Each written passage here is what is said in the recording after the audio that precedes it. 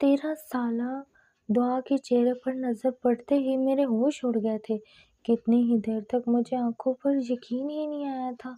رات جس ہنسی مسکراتی گڑیا کو ہم نے رخصت کیا تھا وہ اس وقت پہچاننے کے قابل بھی نہیں رہی تھی۔ میں نے آگے بڑھ کر دعا کو تھاما، اس سے پوچھا کیا ہوا ہے گڑیا؟ تو وہ بنا کچھ کہے میرے گلے لگ گئی۔ اس نے ایک لفظ بھی اپنے منہ سے نہیں نکالا تھا، نہ اس کی آنکھوں میں کوئی آنسو تھا، وہ کسی صدمے کی کیفیت میں تھی۔ میں نے اسے جھنجھوڑا، کہا کیا ہوا ہے؟ ویسے تو اس سے کچھ کہنے کی ضرورت نہیں تھی کیونکہ اس کی حالت چیخ چیخ کر سب کچھ بتا رہی تھی، لیکن میں اس کے منہ سے سننا چاہتی تھی۔ اور پھر چند آدھی ادھوری لائنوں میں جو کچھ دعا نے کہا وہ سن کر میری روح چھلنی ہو گئی۔ میں نے پلٹ کر ایک نظر دعا کے سسر پر ڈالی جو کسی فرعون کی طرح اکڑ کر کھڑا تھا، اور دوسری نظر اپنی پھپھو پر جو چور کی طرح سر جھکائے کھڑی تھی۔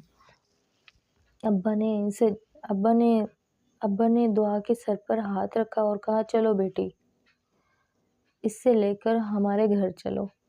میں نے پرس نکالا اور اس سے اپنا موبائل فون نکالا اور سیدھا پولیس اسٹیشن فون ملا دیا۔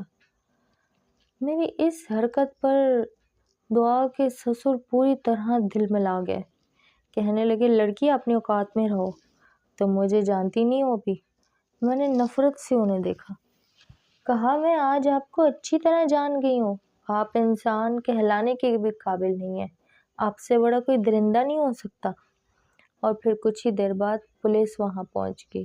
ہاسپٹل میں دن رات رہنے کی وجہ سے میرے کافی زیادہ پولیس سے بھی تعلق بن چکے تھے۔ انسپکٹر صاحب نے میرا اور دعا کا بیان لیا اور پھر دعا کے شوہر کے ساتھ ساتھ اس کے سسر کو بھی گرفتار کر لیا گیا۔ دعا کے سسر مجھے دھمکیاں دے رہے تھے، اس کا شوہر مجھے نفرت سے دیکھ رہا تھا، لیکن مجھے کسی کی بھی پرواہ نہیں تھی۔ کچھ دیر بعد پولیس والے انہیں کھینچ کر اپنے ساتھ پولیس وین میں لے گئے اور میں دعا کا ہاتھ پکڑ کر اسے اپنے گھر لے آئی۔ گھر میں آنے کے بعد کافی دیر وہ خاموش رہی، لیکن پھر جب میں نے اسے مجبور کیا کہ وہ اپنے اندر کا درد باہر نکالے تو چیخ چیخ کر روتے ہوئے جو کچھ اس نے کہا وہ سن کر تو میری روح ہی کانپ اٹھی، کیونکہ 13 سالہ بچی کے ساتھ اس کے شوہر نے… میرا نام فاریہ ہے، میں MBBS کے آخری سال میں ہوں۔ ڈاکٹر بن کر میں اپنے ماں باپ کا نام روشن کرنا چاہتی تھی، اپنے باپ کو خود پر فخر کرتے ہوئے دیکھنا چاہتی تھی، اور اسی لیے میں نے اپنی پڑھائی کو لے کر بہت زیادہ محنت کی تھی۔ لیکن پھر بھی زندگی میں اچانک کچھ ایسا ہوا کہ سب کچھ بدل گیا۔ زندگی کو دیکھنے کا میرا نظریہ پوری طرح ہی تبدیل ہو گیا۔ شام کے کوئی 5 بج رہے تھے، میں تھکی ہاری ہاسپٹل سے لوٹی تھی اور تھکن سے پوری طرح چور تھی۔ دراصل MBBS کے آخری سال میں ہمیں یونیورسٹی سے کئی گنا زیادہ ہاسپٹل میں گزارنا ہوتا ہے، اسی لیے میرا سارا دن ہاسپٹل میں گزرا اور بہت ہی زیادہ مصروف گزرا۔ میں تھک کے آ کر بیٹھی تھی کہ اماں نے ایسی بات کہی کہ میں حیرت سے ان کی طرف دیکھنے لگی۔ اماں نے بتایا کہ 4 دن بعد دعا کی شادی ہے۔ دعا کی شادی کا سن کر تو میں ایک دم ہی چونک گئی، ایک 13 سالہ بچی کی شادی۔ میں نے حیرت سے اماں کو دیکھا تو اماں کہنے لگی تمہاری پھوپھو کا اپنا ہی دماغ خراب ہے، کہتی ہیں کہ بیٹیاں بوجھ ہوتی ہیں، انہیں ساری زندگی اپنی ہی اولاد بوجھ لگی، ایک بیٹی کی ماں بن کے بھی سینے میں دل نہیں پایا انہوں نے۔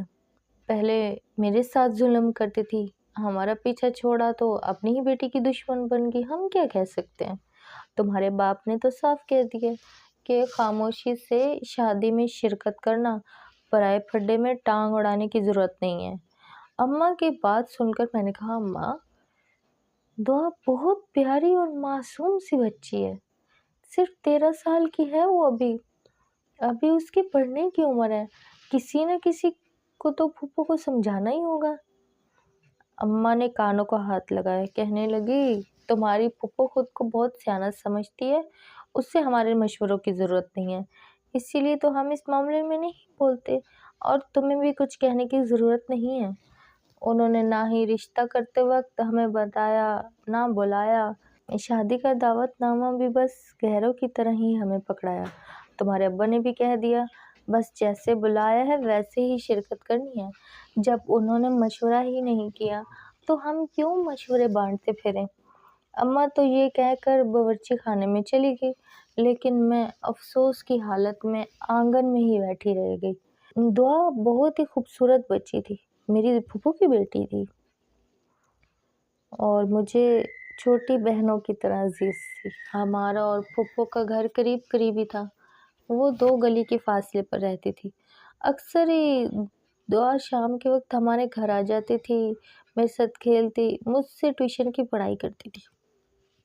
मैं डॉक्टर बन रही थी, एमबीबीएस का आखिरी साल था। ऐसे में जब मैं बहुत ज़्यादा थकी होती थी तो दुआ के आने से मेरी ज़िंदगी जैसे एक फ्रेशनेस सी आ जाती थी। वो अपनी प्यारी सी बातों से मेरा दिल मोह लिया करती थी। वो हमेशा मुझसे कहती थी कि फारिया आपी, मैं बड़ी होकर आपकी तरह डॉक्टर बनूंगी, और मैं भी उसको डॉक्टर बनता हुआ ही देखना चाहती थी। लेकिन आज अचानक जब मैं यूनिवर्सिटी से लौटी तो अम्मा ने अचानक दुआ की शादी का बताया तो पूरी तरह मेरा दिमाग ऑफ हो गया था। आजकल के दौर में इतनी कम उम्र में शादी होने के बारे में कौन सोचता है, और फिर अब तो ऐसे कानून भी पास हो गए हैं कि कम उम्र बच्चियों की शादियां नहीं की जा सकती। मैं मुंह ही मुंह में बड़बड़ा रही थी। दरअसल मैं इस बात को लेकर बहुत एहसास हो रही थी कि फूफो को अपनी ही बेटियां बोझ क्यों लगती हैं। मुझसे 2 साल छोटी मेरी बहन ने मेरी हालत देखी तो कहने लगी, आप भी, आपको तो पता है ना, फूफो का अपना मिजाज है, हम उनकी किसी मामले में कुछ नहीं कह सकते। अब्बा भी अब तो फूफो से दूर रहते हैं, वो वैसे ही हमारी दुश्मन बन जाती हैं। अगर अब्बा कोई मशवरा देंगे तो उन्हें लगेगा हम उनके घर के मामलात में बोल रहे हैं, इसीलिए खामोशी से आप भी उसकी शादी में जाने की तैयारी करें।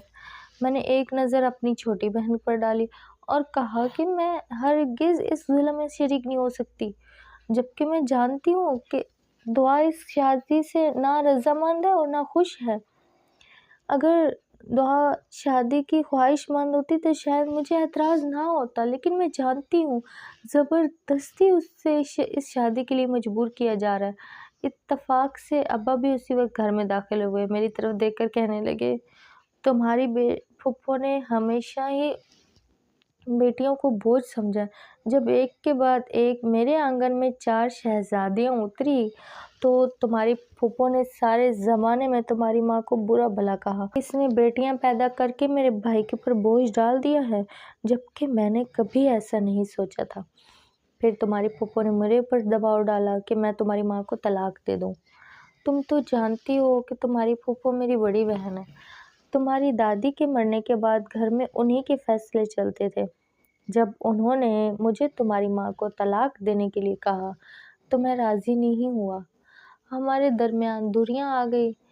मैं तलाक जैसी बात का तसव्वुर भी नहीं कर सकता था, और वो भी सिर्फ इसलिए क्योंकि मेरे आंगन में 4 शहजादियां आई थी। इसीलिए मैंने तुम्हारी फूफो से फासला बना लिया था और अब तुम लोगों को पढ़ा लिखा कर काबिल बना रहा हूँ, ताकि तुम ये बात साबित कर सको कि बेटियां बोझ नहीं होती।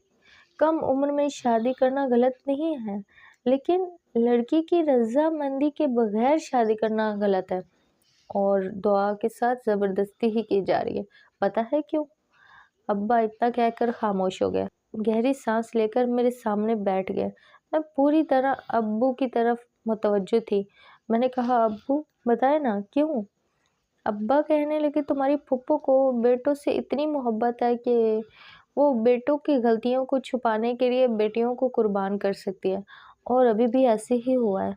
तुम्हारी फूफो के बड़े बेटे जवाहिद ने कुछ लोगों का पैसा खा लिया, फ्रॉड करके उसने बहुत से लोगों को लूटा है, और अब वो सब जवेद के खिलाफ खड़े हो गए हैं। अगर उसने पैसे वापस नहीं दिए तो वो पुलिस कंप्लेन करेंगे।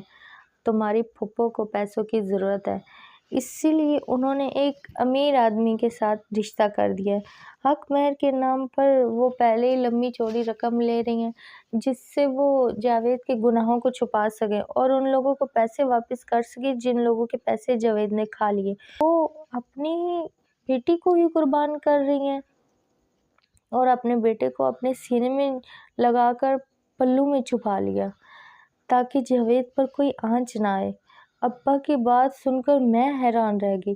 क्या बेटे इस कदर प्यारे होते हैं कि उन पर बेटियों को कुर्बान कर दिया जाता है? मैंने हैरत से पूछा तो अब्बा कहने लगे, बस आज के ज़माने में कुछ लोग ये भेदभाव करते हैं, समझते हैं कि बेटे मुस्तकबिल का सहारा हैं और बेटियां बोझ, जबकि दर हकीकत बेटा हो या बेटी दोनों ही मुस्तकबिल का सहारा बनते हैं अगर माँ बाप ने उनकी तरबियत अच्छी की हो तब। अब्बा को भी उसकी शादी पर बहुत अफसोस था। फिर कहने लगे, बेटा 4 दिन बाद शादी है, जाना तो पड़ेगा, रिश्तेदारी है। तुम्हारी फूफो वरना सारे ज़माने में हमें बदनाम करेगी। बस खामोशी से शिरकत कर लेंगे, तुम वहाँ कोई बात ना करना। अब्बा मेरी आदत से वाकिफ़ थे, मैं सही को सही और गलत को गलत ही कहती थी। अब्बा के कहने पर मैं खामोश हो गई। अगले दिन हस्बे मामूल मैं हस्पताल पहुँच गई, लेकिन मेडिकल के आखिरी साल में थी और हम यूनिवर्सिटी के बजाय अस्पताल जाया करते थे। वहाँ डॉक्टरों के साथ बहुत कुछ सीखते थे। ये भी ऐसी सुबह थी कि मैं सीनियर डॉक्टर के पीछे पहुँचते पहुँचते एक वार्ड में चली गई। वहाँ पे एक 16 साली लड़की को देखकर हैरान रह गई। उसके चेहरे पर काफ़ी ज़ख्म के निशानात थे, पूरा वजूद ज़ख्मों से नढाल था।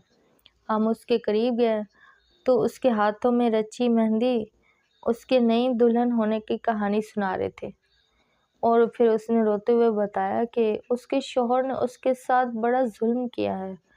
अपना हक वसूल करने के नाम पर उसने 16 साली लड़की के साथ वो सब कुछ किया था जो शरई हक नहीं बल्कि रेप कहलाता है। बहुत सारे लोग इस बात से वाकिफ़ नहीं होते कि शादीशुदा ज़िंदगी में भी रेप होता है, जिसे मैरिशन रेप कहते हैं। वो लड़की पूरी तरह मैरिशन रेप से गिरफ्तार थी। उसे देखकर मुझे दुआ का ख्याल आया। वो भी कम उम्र और मासूम सी बच्ची थी जिसे बड़ी उम्र के आदमी के साथ रुखसत किया जा रहा था। मैं सोच में पड़ गई कि फूफो को इतनी जल्दी उसका रिश्ता कहाँ से मिल गया। कौन इतने पैसे देकर उससे रुखसत करवा के लेके जा रहा था कि जावेद भाई का सारा कर्जा उतर जाता। जाहिर सी बात है कि अगर उन्होंने फ्रॉड किया है तो हज़ारों का नहीं लाखों का किया होगा। तो क्या उसकी शादी के बदले फूफो को लाखों रुपए मिल रहे थे? ये सब सवाल मेरे दिल में मचलने लगे।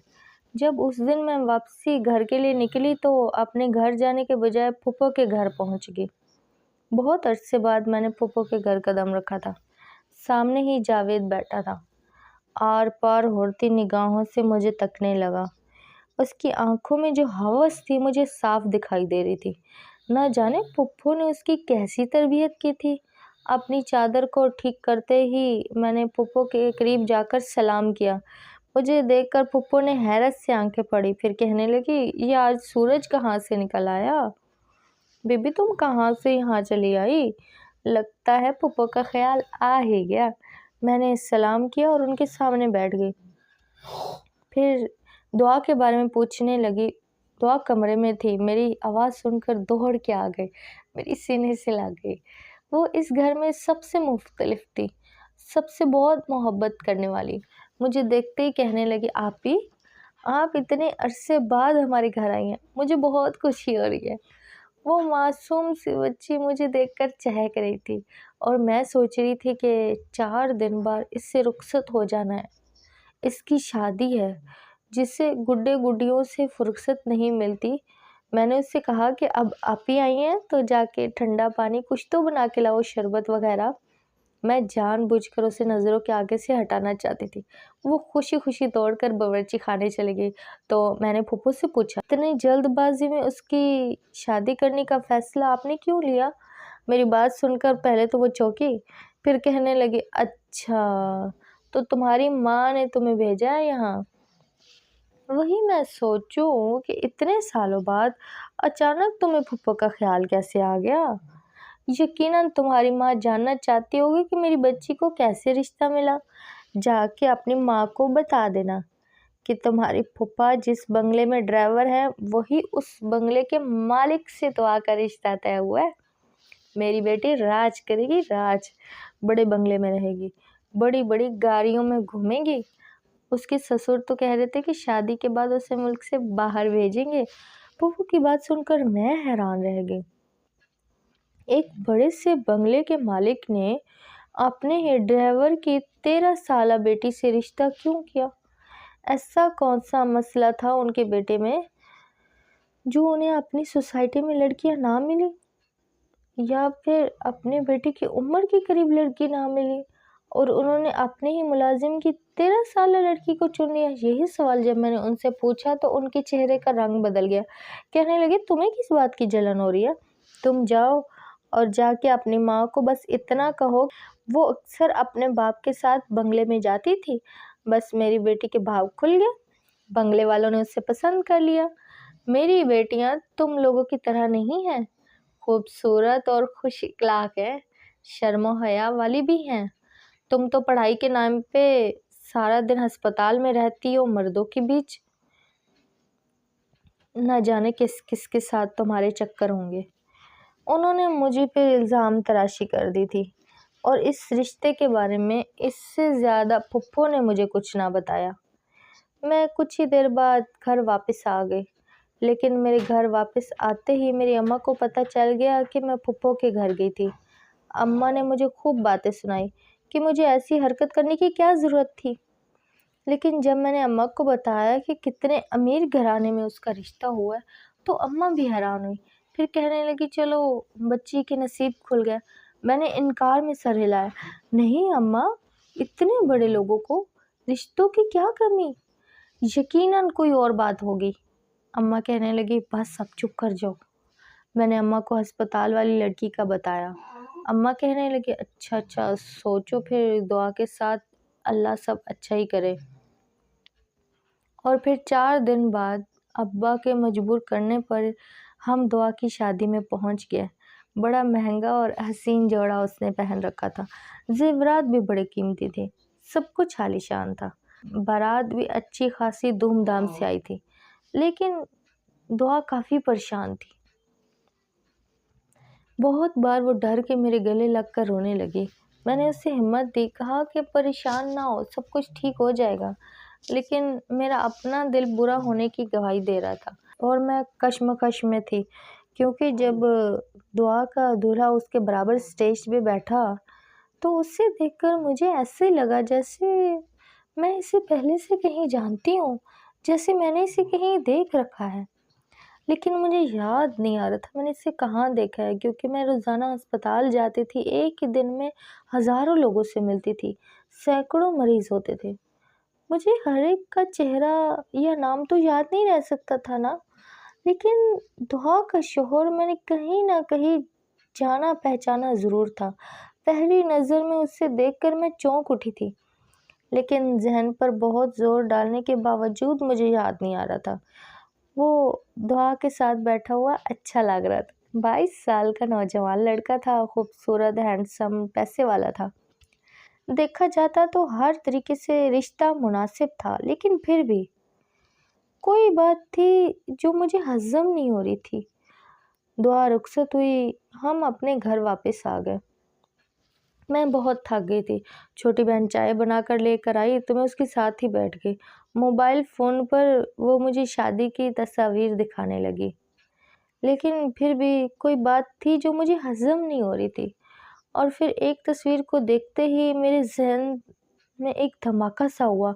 मेरी बहन ने उस तस्वीर को ज़ूम करके मुझे दिखाया था और ऐसा करने पर मुझे उस लड़के के माथे पर एक निशान नज़र आया था और फिर मुझे उसकी पहचान याद आई। और जब मुझे याद आया कि मैंने उस लड़के को कहाँ देखा है, तो मैंने फ़ौरन अपना मोबाइल फ़ोन उठाया और उसके शौहर की तस्वीर एक नंबर पर सेंड की और फिर उनसे मालूमात ली। تو چند ہی لمحوں میں ساری ہسٹری میرے سامنے آ گئی۔ یہ کافی مہینے پرانی پہلے کی بات تھی۔ اس وقت میں نے اس کے شوہر کو سرسری طور پر دیکھا تھا، شاید اسی لیے مجھے فوراً طور پر یاد نہیں آیا، لیکن جیسے ہی ساری بات میرے سامنے آئی میرے لیے ایک پل بھی رکنا مشکل ہو گیا۔ میں دوڑ کر اپنے ابا کے کمرے میں پہنچ گئی۔ میں نے ابا کو دعا کے شوہر کے بارے میں سب کچھ بتایا تو وہ بھی دنگ رہ گئے، کہنے لگے بیٹی چلو جلدی چلو، اب ہم یہاں مزید نہیں رک سکتے، ہمیں دعا کے پاس جانا ہوگا۔ ابا کی بات سن کر میں گڑبڑا گئی۔ میں نے حیرت سے ابا سے پوچھا، ابا کیا ہم اس کے سسرال جائیں گے؟ ابا کہنے لگے، ہاں بالکل جائیں گے، وہ میری بہن کی بیٹی، میرا خون ہے، میں اس سے بہت پیار کرتا ہوں۔ مانتا ہوں میرے اپنی بہن کے ساتھ تعلق ٹھیک نہیں ہے، لیکن اس کا مطلب یہ نہیں ہے کہ میں اس بچے کے ساتھ کوئی ظلم ہونے دوں۔ پہلے ہی میری بہن جو کر چکی ہے وہ غلط ہے، لیکن جو تم بتا رہی ہو اس کے بعد میرے لیے خاموش رہنا ممکن ہی نہیں ہے۔ میں اور ابا سیدھا دعا کے گھر پہنچ گئے۔ پہلے تو چوکیدار نے ہمیں اندر نہ جانے دیا، کتنی ہی دیر ہم دروازے پر کھڑے رہے، تقریباً 2 ہی گھنٹے ایسے ہی گزر گئے۔ چوکیدار ہمیں مستقل بھگانے کی کوشش کر رہا تھا، لیکن جب ہم اپنی جگہ سے نہ ہلے تو مجبوراً دعا کے سسر نے ہمیں اندر جانے کی اجازت دی اور ہمیں ڈرائنگ روم میں بٹھا دیا۔ کہنے لگے اتنی دیر میں آنے کی کیا ضرورت تھی، آپ لوگ اس کو رخصت کروانے کے لائے، کہنے لگے، اور ہمیں ڈرائنگ روم میں بٹھا دیا اور پھر کہنے لگے اتنی دیر آنے کی کیا ضرورت تھی، ابھی ہی تو ہم اسے رخصت کروا کے لائے ہیں۔ ہم نے کہا کوئی ضروری بات ہے اور ہم اس سے ملنا چاہتے ہیں۔ وہ کہنے لگے آپ صبح آ جائیے گا، آپ کو تو پتہ ہی ہے آج اس کی شادی کی رات ہے، ایسے میں دلہا کو ڈسٹرب کرنا کچھ مناسب نہیں ہے۔ جب دعا کے سسر نے ہمیں آسانی سے دعا سے ملاقات نہیں کرنے دی تو ابا کھڑے ہو گئے، کہنے لگے آپ کے بیٹے کا سارا ریکارڈ ہمارے پاس ہے، ہم اچھی طرح سے جانتے ہیں کہ آپ کا بیٹا کون ہے اور اس کے ساتھ کیا مسائل ہیں۔ ماضی میں جو کچھ ہو چکا ہے ہم اس سے بھی واقف ہیں، بہتر یہی ہے کہ آپ اسے ہمارے حوالے کر دیں ورنہ میں پولیس کو انفارم کر دوں گا۔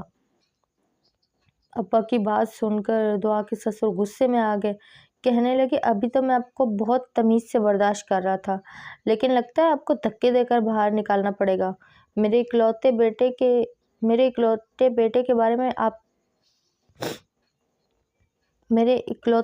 کے بارے میں ایسی بات کرنے کی آپ کی ہمت کیسے ہوئی؟ ویسے بھی آپ دعا کے ماں باپ نہیں ہیں، اس کے ماموں ہیں، اس لیے آپ کو کوئی حق نہیں ہے کہ آپ میرے گھر میں آ کر ہنگامہ کریں۔ دعا کی ماں کو ہم سب کچھ پہلے ہی بتا چکے ہیں، اس لیے آپ یہاں سے دفع ہو جائیں۔ اس سے زبردستی ہمیں دھکے دے کر اپنے بنگلے سے باہر نکال دیا۔ میں تو پوری طرح ہی حالات سے ہار گئی تھی اور دعا کے لیے حد سے زیادہ پریشان ہو رہی تھی، کیونکہ اب مجھے لگ رہا تھا کہ واقعی وہ کسی بڑی مشکل میں ہے۔ لیکن ابا نے ہار نہ مانی۔ پہلی بار میں نے دیکھا کہ ماں باپ اولاد کے لیے کس حد تک جا سکتے ہیں۔ میرے ابا اپنا آرام، سکون سب کچھ بھول کر سیدھا پھپھو کے گھر چلے گئے۔ پھپھو کو بہت برا بھلا کہنے لگے۔ ابا نے پھپھو کو 4 باتیں بھی سنائی۔ پھپھا کہنے لگے کہ مجھے اس بارے میں علم نہیں تھا کہ مالک کے بیٹے کے ساتھ کیا مسئلہ ہے، جو بھی بات ہوئی تھی وہ دعا کی ماں کے ساتھ ہوئی تھی، رشتہ وہ لوگ خود گھر پہ لے کر آئے تھے۔ میں خود حیران تھا کہ مالک نے اپنے بیٹے کا رشتہ ہماری دعا کے لیے کیوں مانگا تھا۔ مالک کا بیٹا بہت ہی کم گھر پہ رہتا تھا، اس لیے میں زیادہ اس کے بارے میں جانتا نہیں تھا۔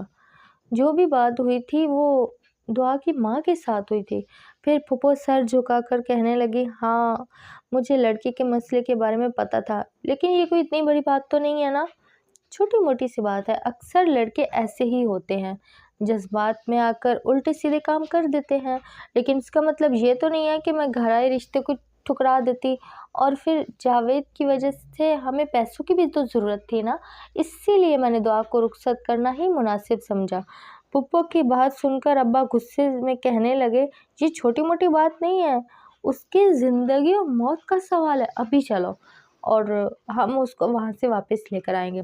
بیٹیاں بوجھ نہیں ہوتی نا، ہم ایسے کسی کو اٹھا کر اپنے لگتے جگر کو کیسے دے سکتے ہیں؟ اور دعا تو بہت معصوم ہے اور بہت پیاری ہے۔ مجبوراً پھپھو ابا کے ساتھ چل پڑی، اور جب ہم اس دروازے پر پہنچے تو فجر کی اذانیں ہو رہی تھی۔ گارڈز نے ایک بار پھر ہمیں اندر نہ آنے دیا، لیکن اب کی بار ہم نے دھمکی دی کہ ہم پولیس کو فون کریں گے۔ تو دعا کے سسر نے ہمیں اندر بلا لیا، پھر دعا کے ماں باپ کو دیکھ کر کہنے لگا کہ آپ کی بیٹی بالکل ٹھیک ہے، یہ لوگ بلا مطلب ہنگامہ کر رہے ہیں، آپ کی بیٹی کے نصیبوں سے ان کو جلن ہو رہی ہے۔ میں نے کہا اگر ایسی بات ہے تو اسے بلا دیں، ہم ایک بار اس سے ملاقات کر کے چلے جائیں گے۔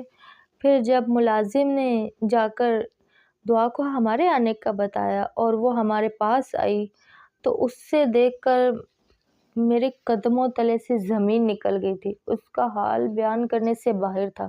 چہرے پر زخموں کے نشانات، بال جگہ جگہ سے کٹے ہوئے، ہونٹ پھٹے ہوئے، اور وہ لڑکھڑا کر چل رہی تھی۔ مجھے دیکھتے ہی میرے سینے سے لگ گئی، لیکن ایک لفظ بھی اس کے منہ سے نہ نکلا تھا، نہ آنکھوں میں آنسو تھے۔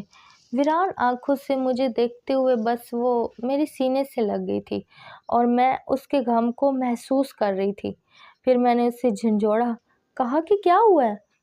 اس نے ٹوٹے پھوٹے جملوں میں خود پر بیتی اذیت کے بارے میں بتایا تو مجھے اپنے کانوں پر یقین ہی نہیں تھا۔ اس کا شوہر ایک جنونی آدمی تھا، اس نے اس کے ساتھ بہت زیادتی کی تھی۔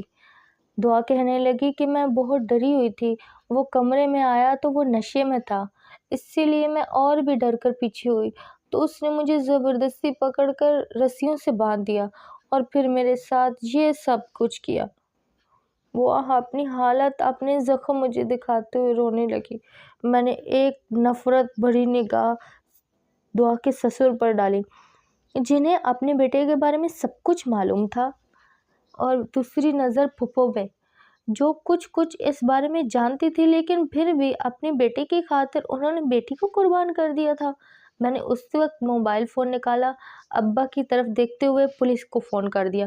کچھ ہی دیر بعد پولیس پہنچی تو دعا کے شوہر کو نشے کی حالت میں کمرے سے پکڑ کر لے گئی اور اس کے سسر کو بھی پکڑ لیا۔ میں دعا کو اپنے ساتھ گھر لائی اور اس کے زخمی وجود کو دیکھ کر میرا کلیجہ چھلنی ہونے لگا۔ اس کے وجود کا کوئی حصہ ایسا نہیں تھا جہاں اس کو چوٹ نہ پہنچائی گئی ہو۔ دراصل اس کا شوہر پہلے ایک شادی کر چکا تھا اور اس نے اس شادی میں بھی اپنی بیوی کو بہت زیادہ ٹارچر کیا تھا۔ نشے کی حالت میں ایک بار پھر وہ چند لڑکوں سے مار پیٹ کھا کر وہ ہسپتال بھی پہنچا تھا، اور اسی وجہ سے اس کے چہرے پر ایک زخم کا نشان تھا جس پر ٹانکے لگاتے وقت میں اس وقت وہاں موجود تھی، اور اسی وقت وہ زخم دیکھ کر مجھے اس کا چہرہ یاد آ گیا تھا۔ جب میری بہن نے تصویر کو زوم کیا تو ماتھے پر وہ لگا نشان اس کی پہچان کروا گیا۔ پھر جب میں نے اسی سینئر ڈاکٹر سے اس کی تصویر شیئر کی تو انہوں نے دونوں واقعات کے بارے میں بتایا اور کہا کہ وہ جنونی انسان ہے جس پر جنون طاری ہوتا ہے، اسے کچھ سمجھ بھی نہیں آتا۔ پہلی بیوی بھی اسے چھوڑ کر چلی گئی تھی اور اس کا باپ اس کی بری عادتوں کی وجہ سے، اس سے باہر نکالنے کی وجہ سے اس کی شادی کروانا چاہتا تھا، لیکن اس کی ہائی سوسائٹی میں سب کو معلوم تھا، کسی نے بھی اپنی بیٹی نہ دی، تو دعا کے سسر نے دعا کا انتخاب کر لیا۔ میں نے دعا کو اس کے گھر جانے نہیں دیا تھا، اپنے پاس رکھ لیا تھا۔ میں نے خود خلا کی درخواست قائم کی تھی اور دعا کو اس رشتے سے آزاد کروانے کا فیصلہ کر لیا تھا۔ پھپھو نے خوب ہنگامہ کیا کیونکہ وہ خلا نہیں چاہتی تھی۔ انہوں نے حق مہر میں ایک بڑی رقم لی تھی اور خلا کی صورت میں دعا کا شوہر وہ رقم واپس لینے کے لیے کہہ رہا تھا۔ وہ جیل کی سلاخوں کے پیچھے تھا، وہاں سے دھمکیاں لگا رہا تھا۔ اس کے وکیل بار بار ہمارے گھر آ کر ہمیں پریشان کر رہے تھے، لیکن میں پیچھے نہ ہٹے۔ ابا نے میرا بھرپور ساتھ دیا۔ ہم نے دعا کو اس درندہ جیسے انسان سے آزاد کروا دیا۔ ابا نے دعا کو ہمیشہ کے لیے ہمارے گھر رکھ لیا۔ ہم 4 سے 5 بہنیں ہو گئی تھی۔ پھپھو کے لیے تو بیٹیاں پہلے ہی بوجھ تھی، اس لیے انہوں نے کچھ نہ کہا۔ البتہ حق مہر کے پیسے ان لوگوں نے واپس نہیں کیے تھے.